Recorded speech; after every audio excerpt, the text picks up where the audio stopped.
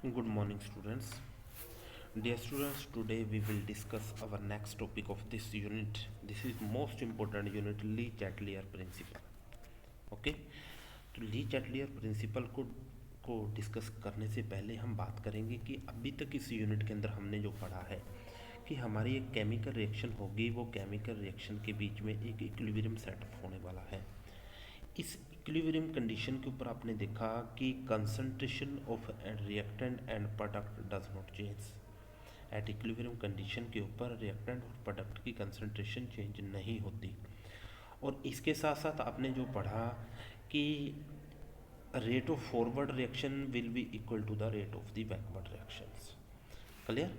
तो Le Chatelier principle के according जब हम किसी भी एक्सटर्नल कंडीशन को चेंज करते हैं, फॉर एग्जांपल आपने कंसंट्रेशन को चेंज किया, प्रेशर को चेंज किया या फिर टेम्परेचर को चेंज किया, तो उस कंडीशन के ऊपर इक्विलिब्रियम डिस्टर्ब हो जाता है. तो बच्चे इक्विलिब्रियम को अगर आप किसी भी एक्सटर्नल फैक्टर की हेल्प से चेंज करते हो तो आपका जो न्यू इक्विलिब्रियम सेटअप होगा वो कहाँ पे जाने वाला है, इसके बारे में बात करेंगे हम ली चैटलियर प्रिंसिपल के अकॉर्डिंग के अंदर. तो यहाँ पे आपको एक फिगर के अंदर यहाँ पे एक लाई का पेंडुलम, एक सीसा की जो शेप होती है, या फिर एज लाई का पेंडुलम आपको एक फिगर दिखाई दे रही है. इस फिगर के अंदर दोनों के दोनों ये कंपोनेंट आप देख सकते हो इक्विलिब्रियम पोजीशन के ऊपर हैं. ओके, तो इस फिगर को बेटा ध्यान से अच्छे से नोट करते चलना कि इस फिगर के अंदर ये दोनों के दोनों कंपोनेंट इक्विलिब्रियम पोजीशन के अंदर हैं. तो अब हमने क्या किया, यहाँ पे किसी एक्सटर्नल फैक्टर की हेल्प से यहाँ पे मैंने कुछ वेट रखा, और वेट रखते ही इस साइड जैसे ही मैंने वेट को रखा, यहाँ पे ये ग्रीन मार्क्स जो दिखाई दे रहा है ये एक वेट को रिप्रेजेंट कर रहा है. तो यहाँ पे जैसे ही मैंने कुछ एक्सटर्नल फैक्टर की हेल्प से यहाँ पे एक वेट रखा, तो वेट रखते ही आप देख रहे हो बेटा यहाँ पे इनके बीच की जो इक्विलिब्रियम कंडीशन थी वो डिस्टर्ब हो गई. क्लियर. अब यहाँ पे जो इम्पोर्टेंट फैक्टर है, जो इम्पोर्टेंट चीज़ है कि अब जो आपका न्यू इक्विलिब्रियम स्टेबलाइज होगा वो कहाँ पे होगा. तो बच्चे ध्यान देना है कि आपने जो चेंजिंग की इस कंपोनेंट की तरफ की, मींस जो राइट कंपोनेंट है इस राइट कंपोनेंट के अंदर कुछ चेंज कर दिया. तो बच्चे चेंज करते ही आपका न्यू इक्विलिब्रियम स्टेबलाइज होगा. तो अब जो आपका इक्विलिब्रियम चेंज होने वाला है वो इस डायरेक्शन में जाएगा या फिर इस डायरेक्शन के अंदर जाएगा, यही बात ली चैटलर प्रिंसिपल बताता है. तो बच्चे ध्यान देना है, ली चैटलर प्रिंसिपल के अकॉर्डिंग अब जो आपका न्यू इक्विलिब्रियम सेटअप होने वाला है, न्यू इक्विलिब्रियम आपका उस डायरेक्शन के अंदर सेटअप होगा जिस डायरेक्शन के अंदर आपका अप्लाइड फैक्टर है उस अप्लाइड फैक्टर का अपोज हो रहा हो. फॉर एग्जाम्पल आपने यहाँ पे कुछ कंसंट्रेशन को चेंज किया, मीन्स राइट कंपोनेंट के अंदर कंसंट्रेशन को चेंज किया, तो अब जो आपका इक्विलिब्रियम चेंज होने वाला है, इक्विलिब्रियम जो मूव करने वाला है वो इस डायरेक्शन के अंदर मूव करने वाला है, मीन्स बैकवर्ड डायरेक्शन के अंदर मूव करने वाला है. अब आप देख सकते हो यहाँ पे जो आपका इक्विलिब्रियम सेटअप हो गया, इस कंडीशन के अंदर दोबारा इक्विलिब्रियम सेटअप हो गया. ओके, तो बच्चे ध्यान देना है, according to Le Chatelier principle के अकॉर्डिंग जब भी हम इक्विलिब्रियम को डिस्टर्ब करते हैं, इक्विलिब्रियम को डिस्टर्ब करने के बाद जो न्यू इक्विलिब्रियम सेटअप होगा वो न्यू इक्विलिब्रियम उस डायरेक्शन के अपोजिट साइड में सेटअप होता है जिस डायरेक्शन के अंदर हमने कोई चेंज जनरेट किया है. मीन्स जो भी आप अप्लाइड फैक्टर लगा रहे हो उस अप्लाइड फैक्टर का हमेशा ही अपोज होगा according to Le Chatelier principle. तो यहाँ पे इस इंपॉर्टेंट डेफिनेशन को रीड आउट कर सकते हो. When a change is imposed on a system at equilibrium, the equilibrium shift to contract the change. Means उस फैक्टर को, उस इफेक्ट को चेंज करने के लिए उस अपोजिट डायरेक्शन के अंदर आपका इक्विलिब्रियम मूव कर जाएगा. क्लियर. अब हम बात करने वाले हैं यहाँ पे कुछ फैक्टर्स को डिस्कशन करेंगे कि कौन कौन से ऐसे फैक्टर होंगे जिन फैक्टर के द्वारा हम इक्विलिब्रियम को चेंज कर सकते हैं, और इक्विलिब्रियम को चेंज करने के बाद आप देखोगे कि आपका इक्विलिब्रियम किस डायरेक्शन के अंदर मूव कर रहा है. तो बच्चे यहाँ पे ध्यान देना है, first effect is effect of concentration.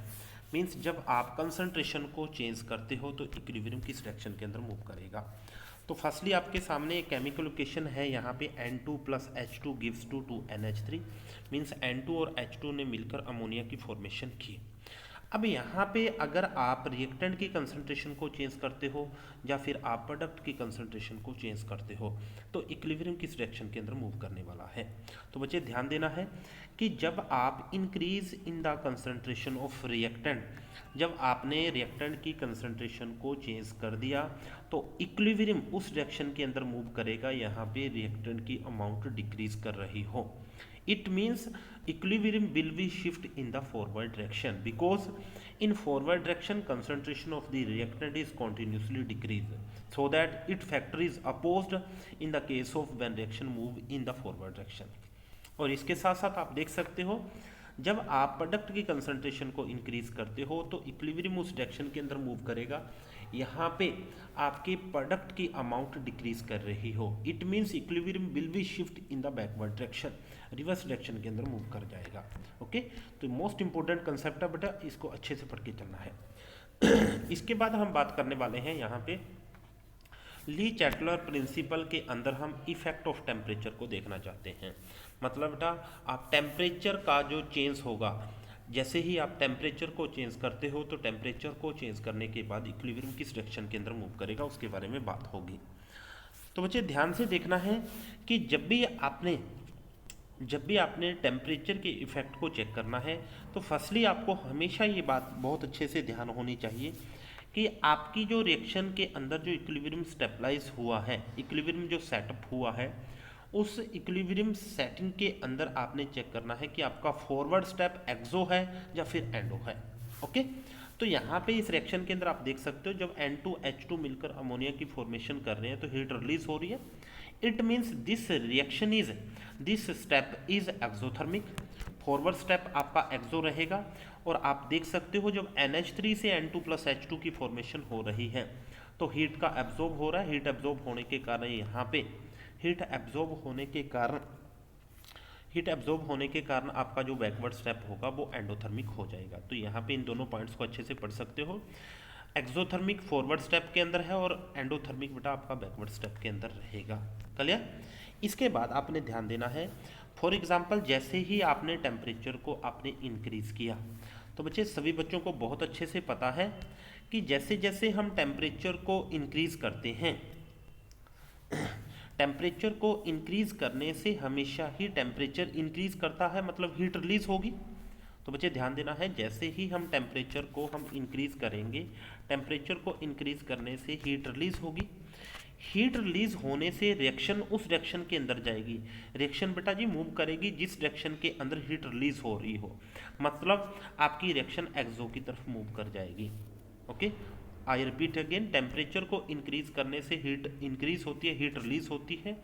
Heat बेटा एक्सो प्रोसेस के अंदर होती है और एक्सो का अपोज कहाँ पे होगा? एंडो प्रोसेसिस के अंदर, मतलब इक्विलिब्रियम आपका एंडो की डायरेक्शन की तरफ मूव कर जाएगा। तो आप बोल सकते हो टेम्परेचर को इंक्रीज करने से रिएक्शन एक्सो स्टेप के अंदर मूव करती है और इक्विलिब्रियम आपका एंडो की तरफ मूव कर जाएगा।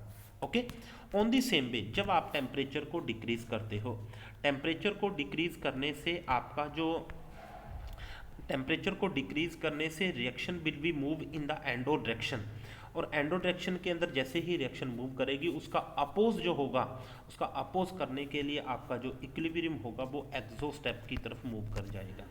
क्लियर? तो आप बोल सकते हो टेम्परेचर को डिक्रीज करने से reaction will be move in the endo direction and equilibrium will be move in the exo step. Means आपका इक्विलिब्रियम एक्सो स्टेप की तरफ मूव कर जाएगा, एक्सो स्टेप की तरफ इक्विलिब्रियम शिफ्ट कर जाएगा। क्लियर? तो यहाँ पे अब आप ध्यान से अच्छे से इन पॉइंट्स को बहुत अच्छे से पढ़ सकते हो। जो भी हमने इस लेक्चर के अंदर डिस्कशन किया है, मीन्स इफेक्ट ऑफ टेम्परेचर के बारे में जो बात की है वो यहाँ पे आप रीड आउट कर सकते हो। Okay, thank you.